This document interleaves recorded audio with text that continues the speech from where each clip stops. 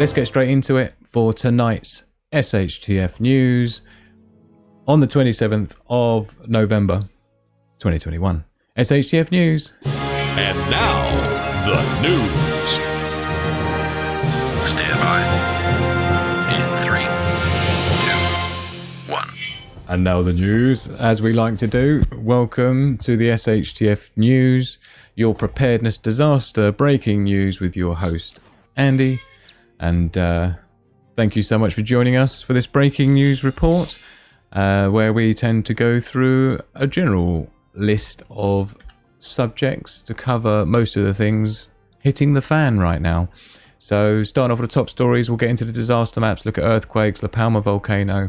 We'll move into the space weather, look and see what's going on with the sun, make sure there's no grid down solar flare scenario business going on. We'll get into some cyberspace activities, see what the hackers are up to, see what the Downdetector says, and then moving swiftly onto the economics and see just how much it's all falling apart. But before we do any of that, let's start back at the top stories for today, the 27th of November. We have, and I'm sure you've all seen the talk of the new variant. Ooh. What do they call it? Omicron, which is a what do you call it, of what? Yeah, so, you know, again, this is what I said would happen last year, funnily enough. It was supposed to be called COVID-21, so it may turn into being called COVID-21. That was what the original plan was, and it seems a bit late from the schedule. I think COVID-21 was supposed to come out in, I think it was August, was the original plan. So maybe this will be the one they call COVID-21, we'll see. But yeah, let me know in the chat if you know what the anagram is or whatever it is for the Omicron, because everyone seems to be shouting about that in the Twitter world and everything. So basically going on about this thing out of South Africa, new variant. It's interesting though, because the last I heard, I think that £1.5 million is still up for grabs if you can prove that the original one is isolated and exists. If you can provide that evidence, I think you get £1.5 million as a reward, and that's still unclaimed. And the last I heard is there wasn't really a test available on the planet that could determine the difference between variants. So I'm not quite sure. There must have been some new invention in the last 3 days or something since I checked, where now they can have a test to test between them. So that's fascinating. It's great that they're working on this technology and helping to keep us safe with, you know, finding out about these new variants so quickly, isn't it? So that's cool. I say so quickly. I think actually we'll see in a minute, it'll be here somewhere, but I think we'll find this was actually something that came out back in July the 21st. It was originally reported on, this particular strain, if I'm not mistaken. So again, maybe that's just me. But so I'm going to close each of these windows down as I go through each one, because we've got so many open because there's so much to get through. So again, we've got lots of stuff going on in Turkey. The lira's collapsed or collapsing, yeah. We've got quite a lot of these sorts of hypocritical type things. Turkish police use tear gas against women protesting violence. The irony. And that's decided to reload itself. We've got this one here. Again, the Turkish lira crisis hits Idlib in Syria, because they chose to adopt the Turkish lira last year, I think it was. More than a year ago, you see. So now there's that cascade effect where the Turkish lira crashings have an effect on Syria's economy. So we'll see what more of a cascade effect that's going to be. When I looked into it, the drop isn't quite as bad as I thought it was going to be, but when I saw someone on Twitter talking about how they were going to be able to only charge 2.5 lira for a loaf of bread, and I looked at what 2.5 lira was, and it's about 12 lira for $1. Yeah, or 6 pence, British pence, for 1 lira. So 2.5 lira, you're talking about 18 cents or something like that. 15 pence for a loaf of bread is as much as they can charge, because no one can afford any more. This is like partly inflation happening and all sorts going on all at the same time. Plus, obviously, you know, all the supply shortages we see around the world is also going to have an effect on prices around the world. So not going anywhere. So we've got severe floods hitting Malta, country's worst storm ever, one of. You see a car floating down the road there. So this is on the November 25th, so 2 days ago. Again, months worth of rain, very similar story to what we heard going on in Canada and the west of Canada last week. This time it's Malta getting it. So yeah, it looks like it's their turn for the floods. Excuse me. Red weather warning issued for Storm Arwen for the UK. That's where I am at the moment. So I'm not up in the north there. I'm in like the middle south. It has been windy today, but I wouldn't say it's epic. But clearly up in the northern regions of the east of Scotland there, by looks of it, is where they're expecting it to be not particularly ideal. 80 to 90 mile an hour gusts are pretty severe. That's enough to do damage to sheds and fences and trees and landing on cars. And, you know, there's always a threat of risk to life and things with things like anything with a red warning. So that's what that's about. So yeah, watch out people in Scotland, and hope things are okay. And obviously the north of England. So yeah, got a bit on biotech this week again. Incoming German government backs the EU ban on AI public facial recognition and social scoring, basically the social credit score like they got in China. And again, as expected, when you actually read through and you take the time to sort of, you know, cross-reference what they're talking about, it's not really a ban at all. It's just them saying that they would like to think about talking about the possibility of maybe having some kind of a ban at some point in the future, kind of a thing. But basically this is talking about that facial recognition that does from a distance, where they don't need any warrants or anything like China, where they've just got cameras rigged up all the way around the city streets and stuff, and it's doing real-time facial analytics and facial recognition, and cross-referencing that with their own centralized database systems, obviously with all the security and privacy threats that come as a result of that. So that's talking about that, but nothing to get excited about, because like I say, when you read through it, they're not saying they're going to ban it and they're going to write it into law. They're saying that it would be a good idea to talk about the possibility of maybe banning it, maybe.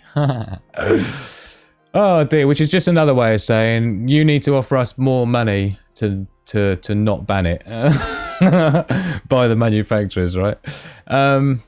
That's typically how lobbying goes, isn't it? You threaten to make a law banning them, and then when the price the lobbyists come back with, the briefcase is much, much bigger.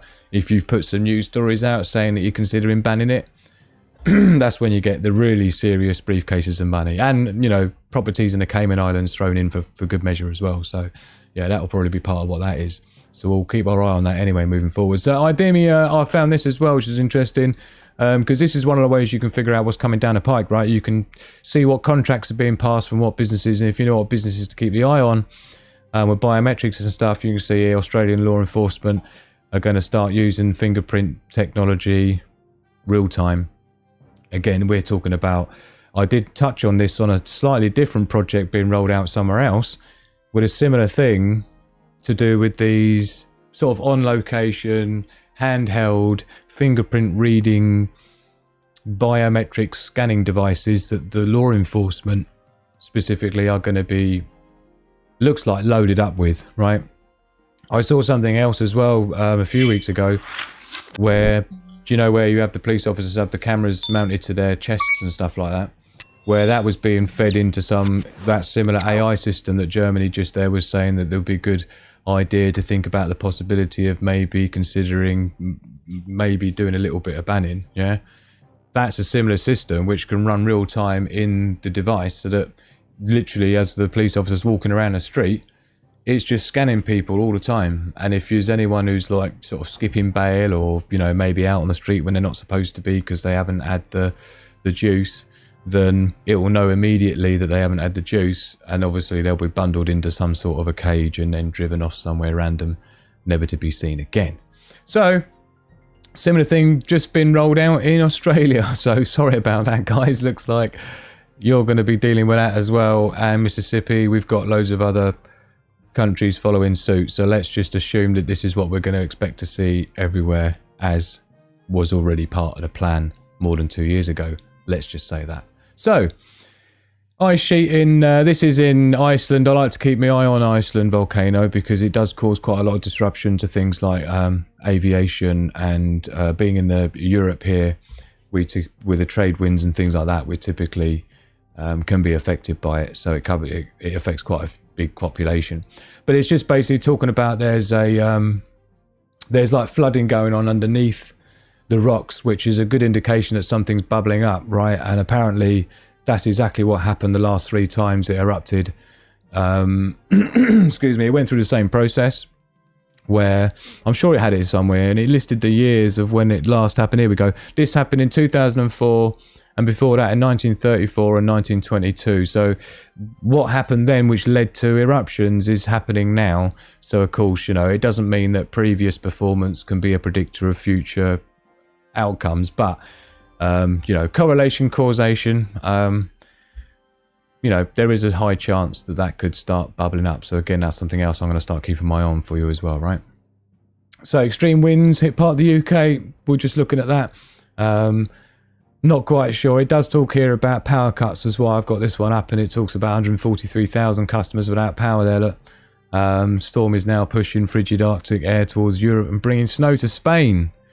Spain's usually quite a nice climate at this time of the year. It's not quite a winter sun destination, but a lot of people from the UK go over to Spain during the winter. It's a little bit of a milder winter, but even they're seeing snow. So yeah, and we've got no heating here. Our pump's busted, so it's bad news all the time we see anything to do with, like, what was it, Arctic frigid air and stuff like that. It's not good. And of course, we think about the elderly who can't afford to heat their properties, you know, and particularly energy prices going up. They're having to start asking themselves the question between, am I going to eat or am I going to stay alive by keeping warm? It doesn't seem like the powers that be care too much about that, because it's not been mentioned anywhere in the news. All the time they talk about the price hikes on energy. Doesn't seem to be any talk about what the outcome may be and what the mitigation efforts may be. Anyway, this is interesting. iPhone will be replaced by augmented reality device by 2032. When they say 2032, that usually means 2022. It's just to get people used to the idea of it. But you know what's interesting about this? The reason I brought it up is because it's the same thing all over again, right? Where they're talking about, oh, you know, people will be wearing their glasses. I've worked with a business that did a lot of work with augmented reality, with like a street view thing that when you're walking around, it shows you the signs of the shops and what their special deals are. That can be implemented and integrated into things like Google Glass, right? And funnily enough, that project was axed. And it was axed because, not a lot of people know this, but it was axed because this is why people have typically quite a short memory, but they forget about Google Glass when it came out, and then all of a sudden it just disappeared and no one talked about it ever again. Yeah? Do you remember that? It was all over the news, Google Glass, wearing the glasses, looking around, got a little camera on it, all that. And it was all the talk, and then all of a sudden just went totally silent. Do you know why? Do you know why? Because people were being attacked for wearing them, because people were going, stop videoing me, stop looking at me with your glasses, you're videoing my privacy, blah, blah, blah. Yeah? People were pushing back, and people were saying, no, I don't want to be walking around the streets, and there's people walking around with their glasses videoing me all over the place and all this with facial recognition. And it was so bad that they had to pull it. Because people just weren't ready to accept being videoed by everybody else everywhere else. But they're kind of doing the same thing now with the Ring doorbells, aren't they? Yeah, I don't know if you know, but those Ring doorbells are given access by all the security police forces. They are in America, so you have to assume they are everywhere else, yeah?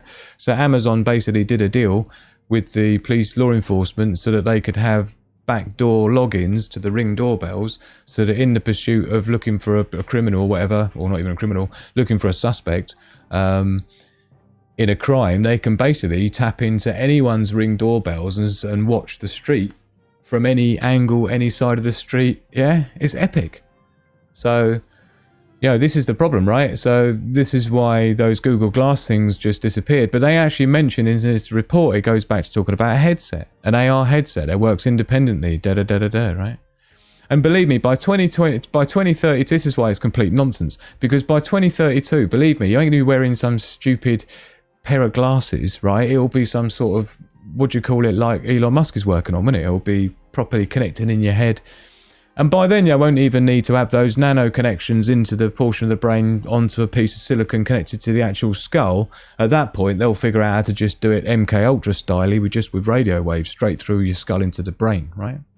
So, anyway, there's going to be so much stuff coming out about this. We're entering the 4th industrial revolution, don't forget, and all part of that great reset is getting people used to that sort of biotech industry. This is what Klaus Schwab kept referring to, about how it's all going to be about biometric and technology and humankind sort of mixed into one, transhumanism almost type of a thing, right? So it's really worth keeping your eye on these sorts of things. And like I say, 2032, wearing glasses, don't think so. What a load of nonsense. So, conspiracy and untruths drive Europe's COVID protests. This is amazing. There's no way I couldn't show you this. Further COVID protests are being planned this weekend in Austria and the Netherlands after recent demonstrations against reimposed coronavirus restrictions tipped over into violence. But what it goes on to say, interestingly, it says many of the concerns being expressed, both on the streets and in social media posts, contain legitimate questions about recent political decisions. They don't even describe what those recent political decisions are, right? But there is also a plethora of false information being spread by those involved in the protest. False information, like what? The government's locking them down again based on basically nothing. Again, that's not false information, is it? It's like, what? It's like, no, they're protesting because it's like, the government doesn't get to tell a business when it can and can't open. That's fascism. It doesn't get to tell people when they can and can't leave their homes, because you would have to have actually gone through some sort of judicial process of, you know, being proven of having committed a crime and then having been delivered a punishment that's relevant and rational and respective to that crime, and then have that punishment being dished out, which would be house arrest, or it would be, you know, you would be given some ankle tag and saying you're under quarantine. You don't just get to tell everyone, oh, you're all under arrest in your own houses with no judge, you know, no jury, no case, no what. So that's what people have got a problem with, yeah? That's what people have got a problem with. So yeah, this is obviously, you know, saying that all these people that are going through unrest around the world, and we're going to see a lot of it as we go through some of these Twitter links I've got for you. They're suggesting that these are all just irrational people that are crying about nothing. Not people that have had their businesses destroyed and their lives destroyed and their family members killed by, you know, dying in lockdowns and things, right? Anyway, Burkina Faso protest against militant violence turns violent again. The hypocrisy in it, right? Oh, some of these news stories, some of these headlines suffer from what's called Poe's Law.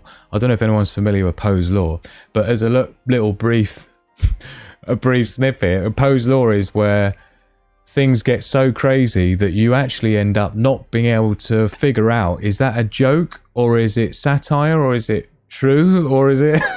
Because it's so crazy, it's crazy enough to be believable. You see? I'm seeing that a lot, and that's usually a sign of something as part of a plan to purposefully confuse, distract, destroy people's rational thought processes and open-mindedness by confusing people, by throwing AB syndrome, basically. You just keep throwing opposites at them until they don't know where to look, and that's when people then just look to some form of authority to follow, because they're so fearful of, they can't make their own decisions because there's so many conflicting reports coming out from so many different directions. They're so confused. You see, that's how the psychology works. So the more you can confuse people, the more you can get them to follow you along, no matter how crazy or stupid or illogical your plan is. If you're the only one with a plan, right, believe me, if you can scare the crap out of people and confuse them well enough, they'll follow you down to off any cliff you carry them over, right? So that's the idea. So the more they can confuse people, the more you'll follow the craziness. So, biometric boarding trials reach Canada as Amadeus honours innovators. So again, this is more tech news coming out about more tracking, scanning and biometric stuff. This is a boarding system that they're introducing into Calgary International Airport. Now, me and Magic Hand and our son, we've been through Toronto Airport and done the whole face scanner thing. And I remember quite a funny thing with me and Magic Hand standing there, both trying to time our pictures exactly right for the eye scans when your eyes are closed. Oh, that was just a long blink. Oh, sorry. That's quite funny playing with it. But that was like on trial. Now it looks like they're rolling these out for real in a bunch of other places as well. So, you know, obviously it's worded in as much as it's all for your safety, it's all for your convenience, and it will reduce, you know, it will reduce queues and all this other stuff. It's like, well, there's a million different ways of reducing queues, isn't it?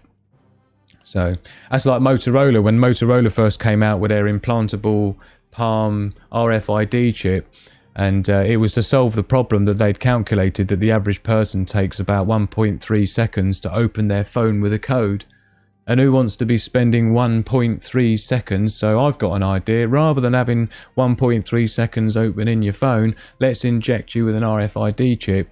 And what problem do we solve? We've saved you 1.3 seconds. Amazing.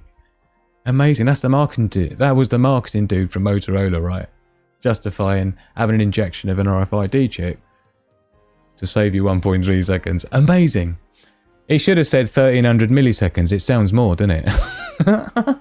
Anyway, right, into some Twitterness. See what we've got going on. Large rally. Again, we've got loads of disruption and not disruption so much, but it's more people not happy chappies. I believe this is the Solomon Islands, if you've heard about that. Our government offices being burnt down and things. Again, lockdown restrictions being... God, I can't even look at an image of that. Look at that. It's just nasty. Oh, having that thing shoved up the back of their brain. So, Centre directs states to conduct vigorous screening of international travellers at airports. So, this is in the back of this Omicron new variant. Or they say potential new variant. Obviously, there's no way of testing between the variants at this point yet. So, it's just everything suspected. And again, when you actually read the news story, there's no evidence of anything at all. It's just suspecting this and suspected of that and potentially this and maybe that. The usual thing, you know, the usual thing. So, but we need to be cautious. We need to be proactive in this because lessons were learned from last time. Don't forget, where we didn't act quick enough. We didn't lock people down quick enough. We didn't lock enough people down quick enough. That was the problem before. So the solution this time round is to lock people down even quicker with even less evidence and even less, yeah, because then it's safer, yeah. You don't take any risks. Lessons were learned last time. It was the government's inability to act quick enough that got us in this mess in the first place. So tell us how you really feel. Michael Gunner, Chief Minister and High of Northern Territory of Australia. Wow, yes.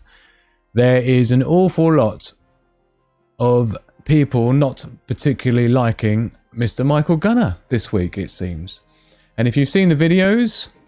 that your rhetoric around calling people anti-vaxxers, some of whom were vaccinated, has had an impact at all on vaccine take-up in parts of the territory? No, and I'll repeat it. If you are anti-mandate, you are absolutely anti-vax. I don't care what your personal vaccination status is. If you support, champion, give a green light, give comfort to, support anybody who argues against the vaccine, you are an anti-vaxxer. Absolutely. Your personal vaccination status is utterly irrelevant. If you campaign... Look at his eyes. ...the mandate, if you campaign against people being vaccinated insane. in vulnerable settings... Look at his eyes. ...in classrooms, I'll be really clear. Look at the hate. People are actually supporting the idea of a teacher being unvaccinated. Look at the hate in his eyes. It's amazing. With kids who cannot be vaccinated. Wow, I still reject it. I've not managed to watch that full screen yet. Look at this. A lot of people are mentioning about all of these guys like this, like Dan Andrews and all that, and the UK minister as well, just got these eyes of just complete obsessive, like, hate craziness in their faces, man. I don't know what's going on with them. It's like they've been drugged or some shit, yeah? Like they've been without looking, you know, with some special military weird shit that makes people turn into complete and utter... But yeah, just Twitter's erupting with people going on about him. And this is more the Solomon Islands, look, where they're burning down all the government buildings, basically. Yeah. And amongst other things, and they're sending in the military, I think, as well. So lots of people worrying about whether COVID-19 vaccines will be less protective versus Omicron COVID variant, rather than worrying. Ordering some KN95 masks for your home.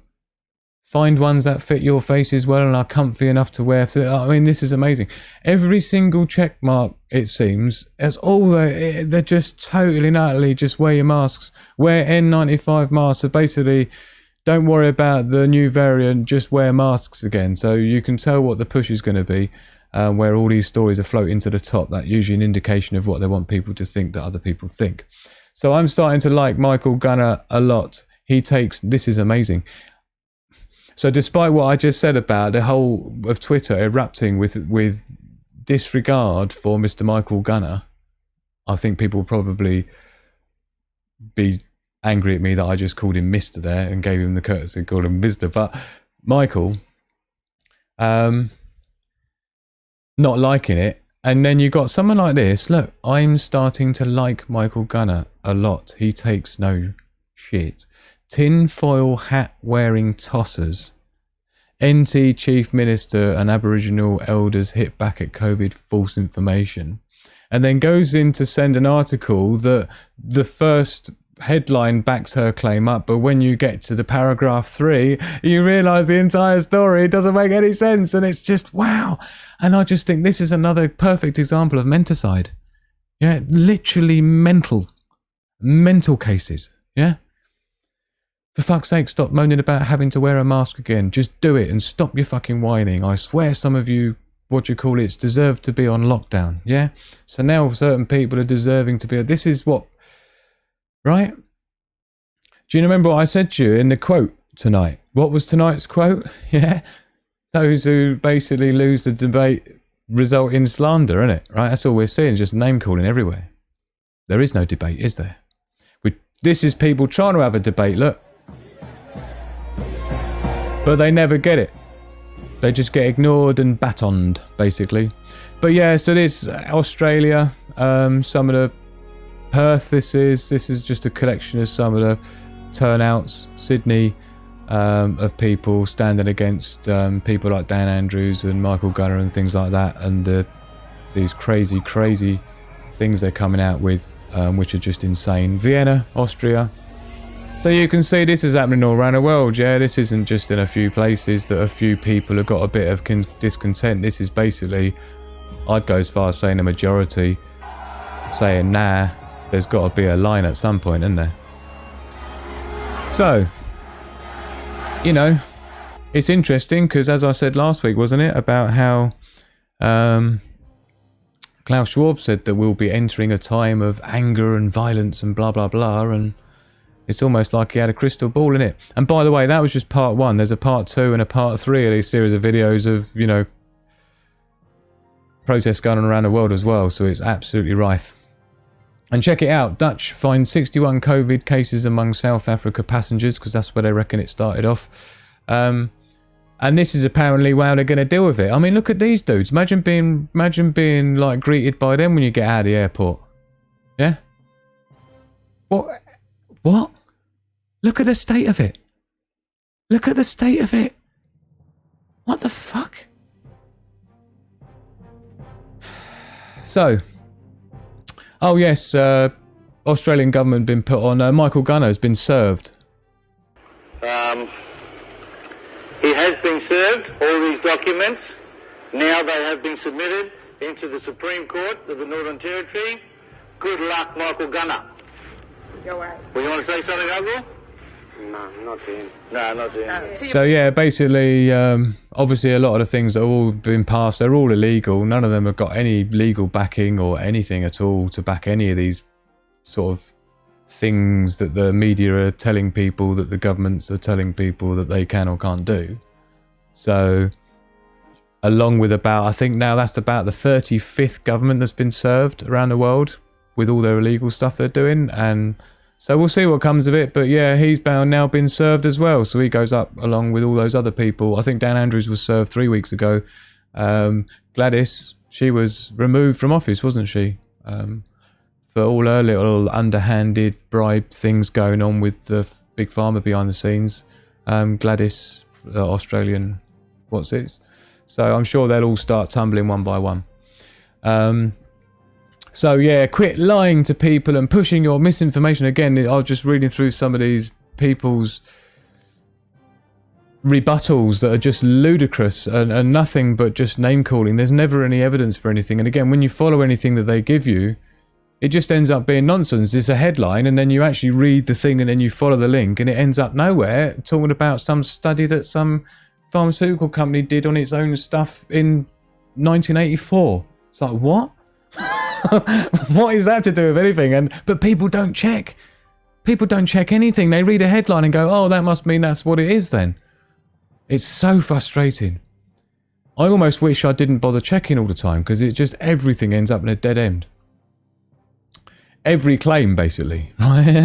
So, who's this? Oh, again, Michael Gunner. Big turnout in Australia. Look, for people not happy about it.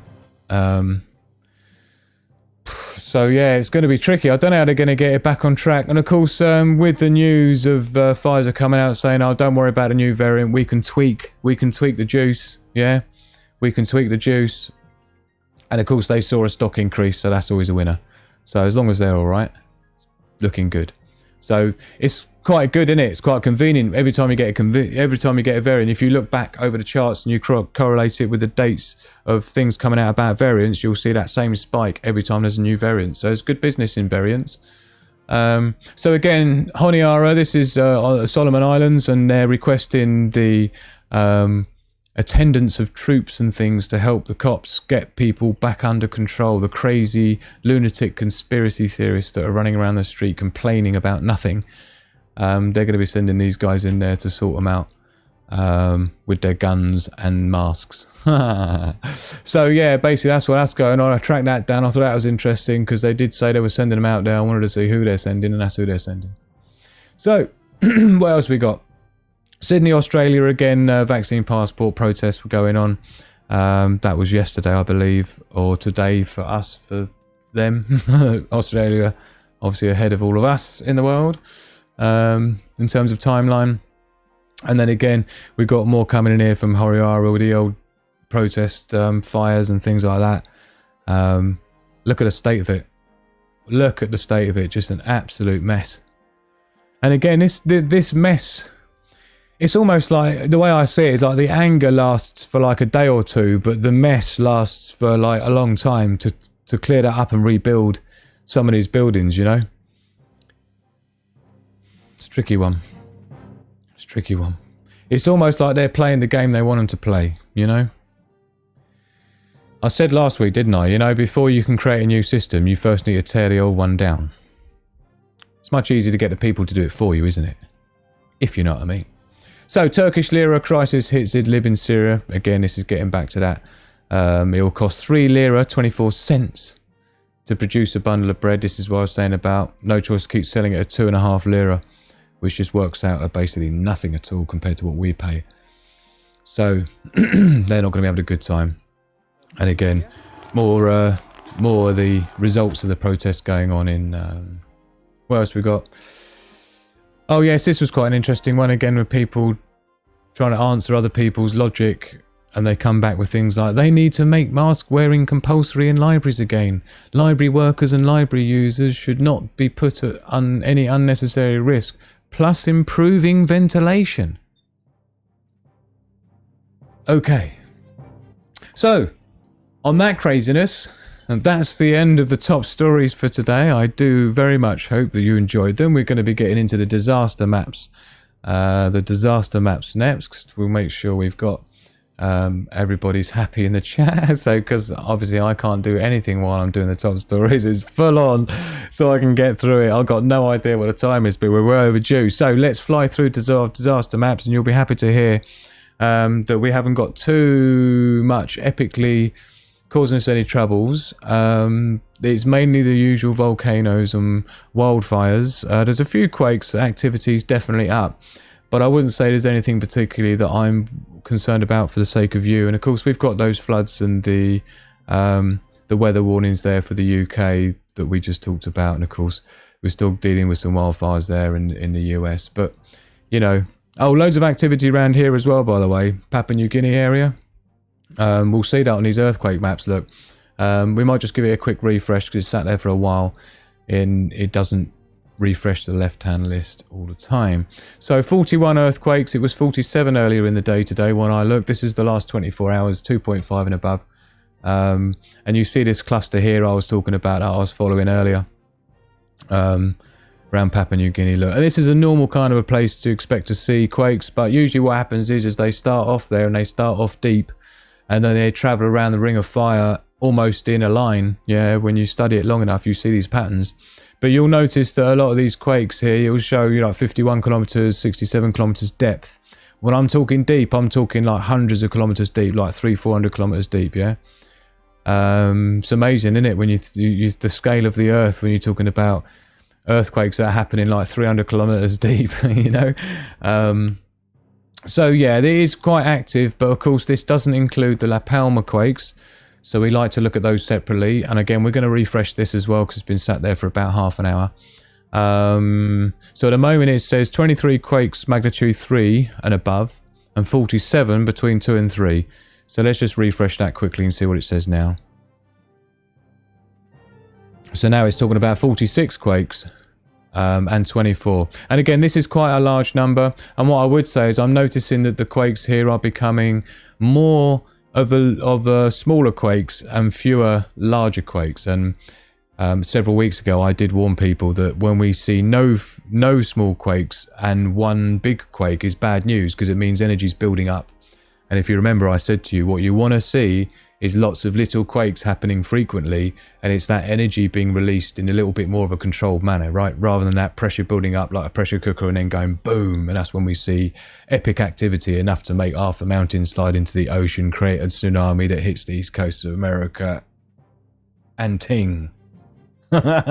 Which we don't want to see that. But look at the actual, and again, just littered with quakes. So it's no wonder they've censored those, or at least, you know, withdrawn them from being listed on the USGS earthquake map, because instead of saying 141, that'd be like 120. But funny enough, I have seen it saying 120, like over the years. It's sat there 120 before. I've seen it more than that. I've taken screenshots of it at more than 120 quakes in a day. So I don't know why they've got a problem putting the La Palma quakes on there. Maybe it does. I don't know. We'll see. Anyway, so this is how she's looking at the moment. Let's give her a quick refresh and see what's going on at La Palma live. And look at it.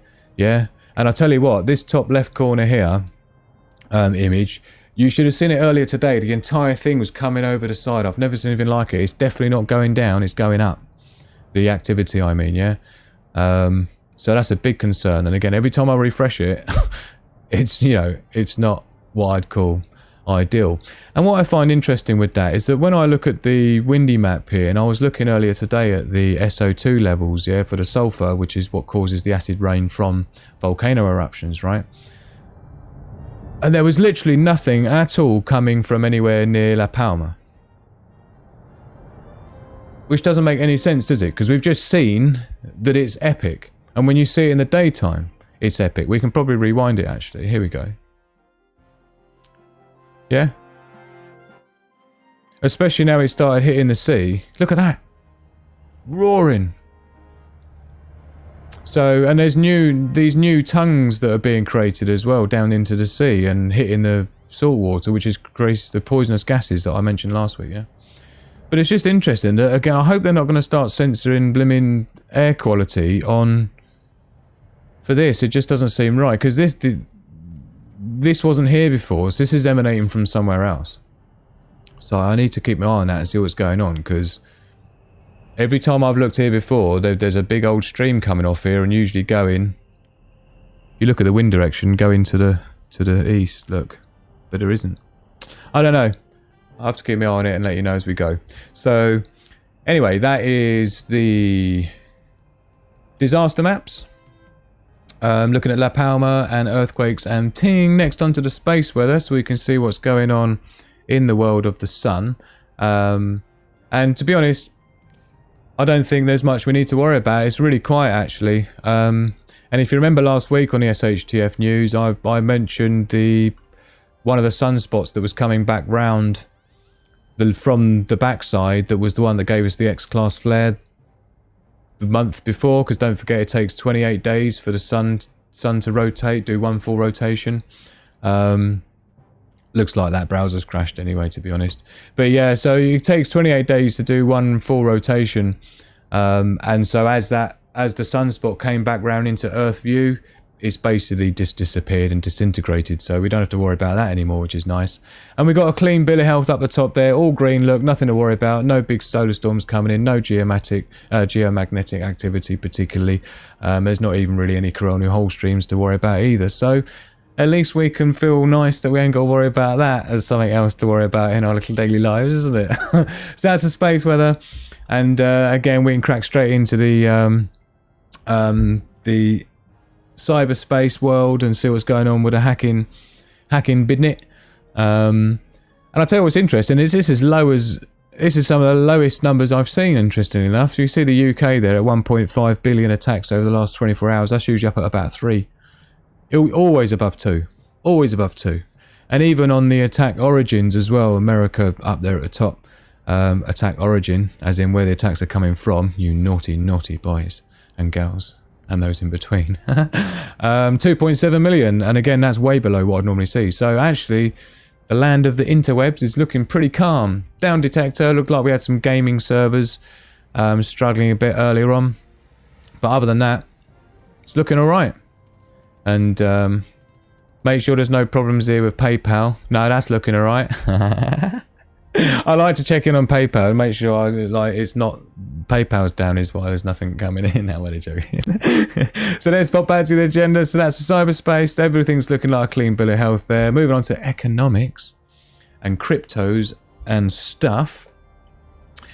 Again, there's not really much to talk about. This is way below the 60 mark now. Look, we're down at 54. There's been a few sort of coins coming out of nowhere. And then other ones that seem to have been...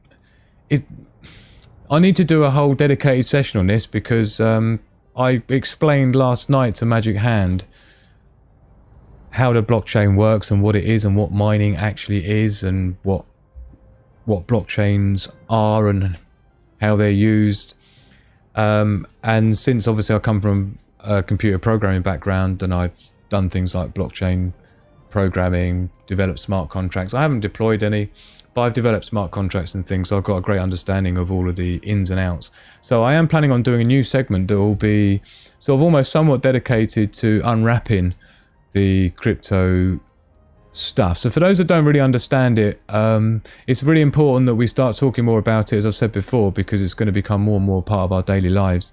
And with a lot of those biometric things that we've been seeing that I'll keep reporting on for you, they all typically as well are implementing the sort of blockchain based ways of storing data in a decentralized manner, although anything to do with the government, they barely try and make everything centralized, which is the opposite. But the blockchain technology itself is being implemented into all of these things that I've been reporting on. So it's really important that you get to grips with it, kind of whether you like it or not, right? And again, I can give you all the top 10 things that are a lie about it, and the top 10 things that are true about it and stuff like that. So I think going forward, we'll do some topics on that to help people who aren't up to speed get up to speed. And Magic Hand said with her lack of technical background, my ability to have explained it to her in a way she could understand, she felt if I could do that for you, you would get it, right? And so that would be high value for you as well. So that's the idea. Anyway, so that wraps us up for this 27th of November, now the 28th, just about to be 28th of November, SHTF Emergency Disaster Breaking News with your host Andy. And we're going to get back to... Are we back in the bench? I don't know, let's see. Let's get out of here anyway, and I'll see you on the other side.